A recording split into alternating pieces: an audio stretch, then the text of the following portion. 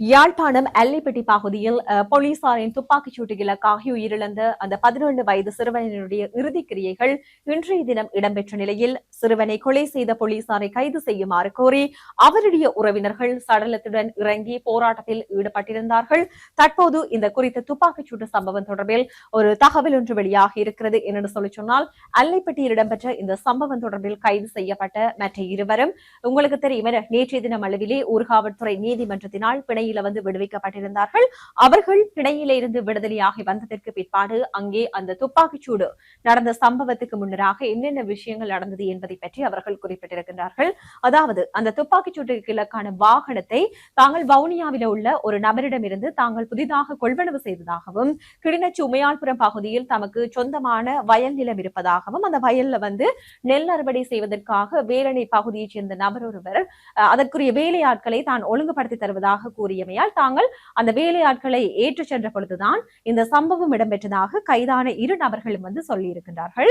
உயிரிழந்த சிறுவனினுடைய சிறிய தந்தை சொல்லியிருக்கிறார் என்று சொல்லி சொன்னால், தான் தானே முதல் வாகனத்தை செலுத்தியதாகவும், பின்னர் தீவு பகுதிக்குள்ள வந்ததற்கு பிற்பாடு சிறுவன் வாகனத்தை தான் ஓட விரும்பி கேட்டதாகவும் குறிப்பிட்டிருக்கின்றார். அப்ப அதற்கு பிற்பாடு தான் வாகனத்தை அந்த சிறுவனிடம் வழங்கியதாகவும் சொல்லியிருக்கிறார். அந்த நேரத்தில் அல்லப்பட்டி பகுதியில காவல்துறையினர் மறைத்த போது வாகனத்தை நிறுத்தாது தொடர்ந்து அந்த சிறுவன் செலுத்தி சென்றதாகவும் உயிரிழந்தவரினுடைய சிறிய தந்தை குறிப்பிட்டிருக்கிறார். அந்த வேளையில் மண்டைதீவு காவல்துறை காவலரணில் நின்ற காவல்துறையினர் என்ன செய்திருக்கிறோம் என்று சொல்லி சொன்னால், அவர்கள் வாகனத்தை மறைக்க தயாராகி இருக்கின்றார்கள். அப்ப அவர்கள் மீண்டும் வாகனத்தை அல்லிப்பட்டி பக்கம் நோக்கியே திருப்பி இருக்கணும். அப்ப இவர்களும் விடாமலுக்கு பின்தொடர்ந்து போய் அவர்களுடைய அந்த வாகனத்தை நோக்கி துப்பாக்கிச் சூடு நடாத்தினார்கள் என்று சொல்லி இருக்கின்றார்கள். தங்களுக்கு ஒரே ஒரு துப்பாக்கிச் சூட்டு சத்தம் மாத்திரம்தான் கேட்டது என்று அந்த இறந்த சிறுவனினுடைய தந்தை சிறிய தந்தை சொல்லி இருக்கின்றார்.